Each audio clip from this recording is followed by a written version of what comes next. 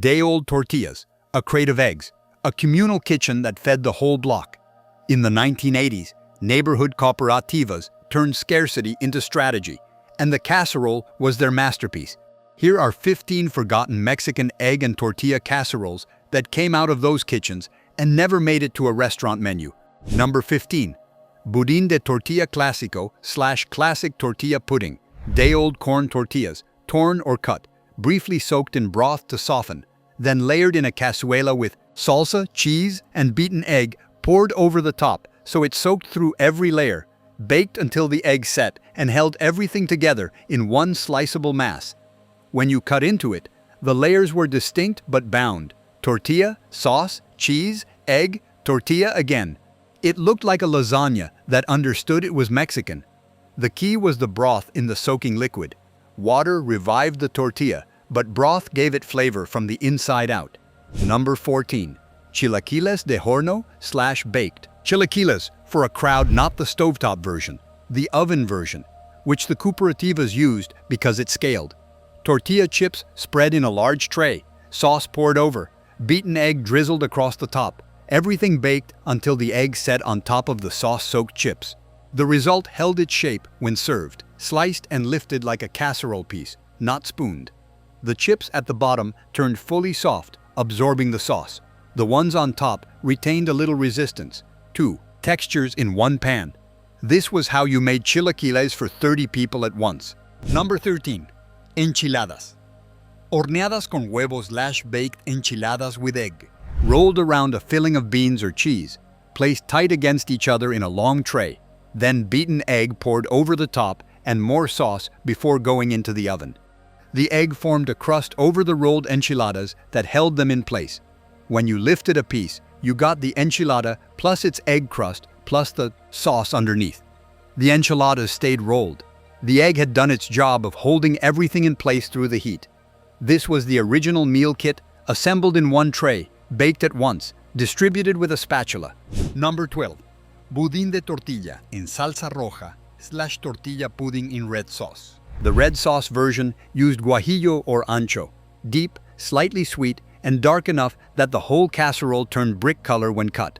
Tortillas layered in sauce, cheese between each layer, beaten, egg over the top. The guajillo sauce reduced slightly in the heat, concentrating, and the kitchen filled with something that smelled like Sunday. People walked in from other rooms. Grandmothers arrived to check. The signal of guajillo reducing in heat over tortillas and egg is one of the most immediately recognized food smells in Mexican kitchen culture. Number 11. Cazuela de tortilla con huevo y rajas/casserole with poblano strips. Roasted poblano strips layered between softened tortillas with eggs beaten with crema and poured over the whole assembly before baking. The rajas brought smoke and mild heat that ran through every layer, and the crema egg mixture set into something between a custard and a sauce. Not fully solid, not liquid, in that zone that feels luxurious even when the ingredients are simple. The tortillas absorbed the egg cream and turned almost pasta-like, substantial, silky, entirely different from what they started as. These weren't just recipes, they were memories. They helped families through hard times. Let's continue. Number 10.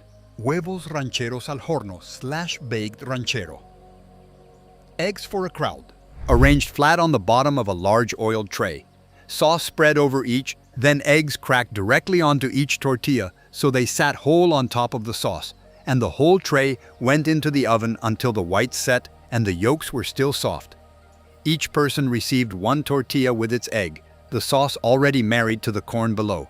It was the original meal kit, assembled in one tray, baked at once, distributed with a spatula. Individual servings organized for collective feeding, the cooperativa logic made visible. Number 9. Pastel de tortilla con queso y huevo/tortilla cheese pie. The tortilla was the crust.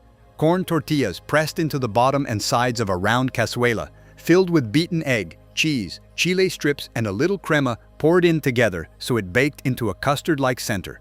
When unmolded onto a plate, it held its shape. The tortilla bottom had crisped slightly against the hot clay. The center was set and sliceable. The cheese had melted and redistributed. It looked like a tart and tasted entirely Mexican, corn outside, egg and chili inside. The cooperativa unmolded it in the center of the table and let people serve themselves. Number 8. Cazuela de migas al horno / baked migas casserole. Fried tortilla pieces, layered in a tray with tomato salsa and beaten egg poured over, then baked until the top set golden. In a pan, migas scramble fast.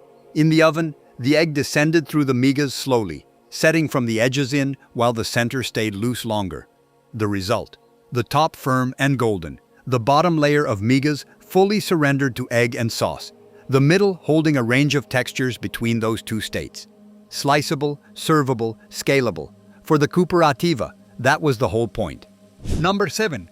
Budín de tortilla con rajas y queso / tortilla pudding with chile and cheese. With chili and cheese roasted rajas, Oaxacan cheese or queso ranchero, and softened tortillas layered in a tray with a beaten egg mixture that included a little crema and chili adobo stirred through for color and heat. The egg set the whole thing into a firm, sliceable block that held its shape when portioned. The cooperativa could make this in the morning and serve it at noon. The cheese had melted and redistributed. The rajas had fully softened. The egg had held everything together through hours of sitting. This was cooperative food engineering. Number 6. Cazuela cooperativa / the everything casserole. Whatever the week's donations produced, stale tortillas from the panaderia, eggs from a family's chickens, the last of the cheese, a chili still good, went into the cazuela in layers. The egg was always the last thing added, poured over the top to bind whatever was underneath. Every week it was different. Every week it fed people. The cooperativa version of this dish is the truest expression of the communal kitchen philosophy. The recipe adapts to what is available and the technique holds it together regardless. Number 5. Pastel de tortilla con chipotles / chipotle. Tortilla casserole. In adobo blended into a sauce with tomato and garlic, gave the casserole a smoky, spicy backbone that permeated every layer. Tortillas soaked in this sauce went almost mahogany in color before the egg was added. Beaten egg poured over the assembled, tray soaked through and set into a firm, deeply flavored casserole that tasted more intense than any of the milder versions.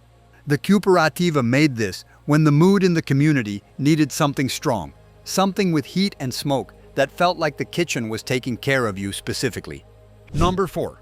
Slow set egg. Bake / el budín de huevo lento. A deep cazuela filled with layers of tortilla, salsa, cheese, and a generous egg pour placed over the lowest possible heat and covered with a clay lid so the egg cooked from the bottom up and the trapped steam cooked from the top down. 40 minutes. The result was a set that couldn't be rushed.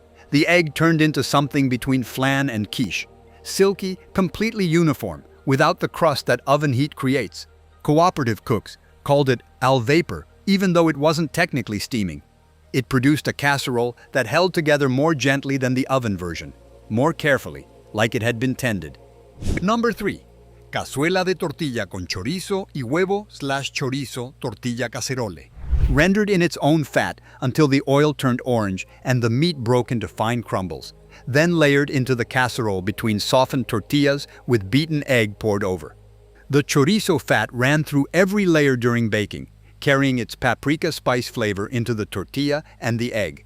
A small amount of chorizo flavored a large tray without anyone feeling like they received a small portion. The casserole format made scarcity invisible. That was the cooperativa's most important skill. Number 2. Layered tortilla, bean and egg terrine / el pastel de la cooperativa. The signature dish of the most organized cooperativas, tortillas soaked in 2 different sauces alternating in layers. A layer in red sauce, a layer in green, a layer of beans, a cheese layer, each separated by egg beaten with crema that acted as both adhesive and flavor carrier. Baked in a deep rectangle, unmolded, sliced to show the distinct layers of color. When the cooperativa put this on the table, it looked deliberate.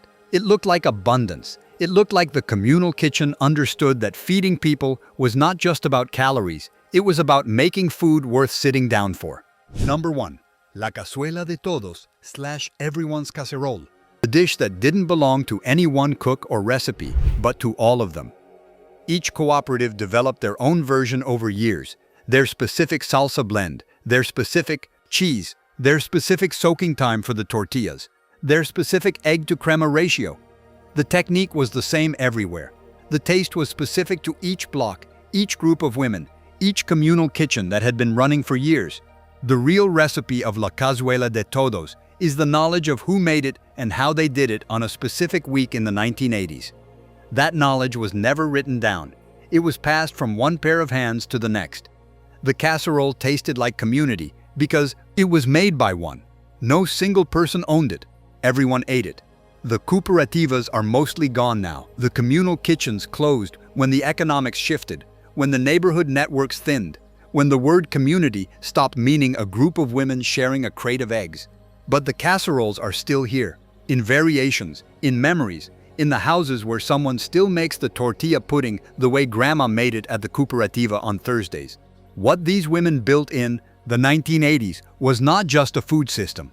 It was a social system, a network of care that operated out of kitchens and fed people who needed to be fed, without keeping score of who gave what and who owed what. The casserole was the medium. The solidarity was the point. If your family was part of a cooperativa, or if your grandmother made a casserole that fed the neighborhood, that story belongs here. Every family has recipes. Every recipe has a story. Thank you for sharing this one with us. Until next time.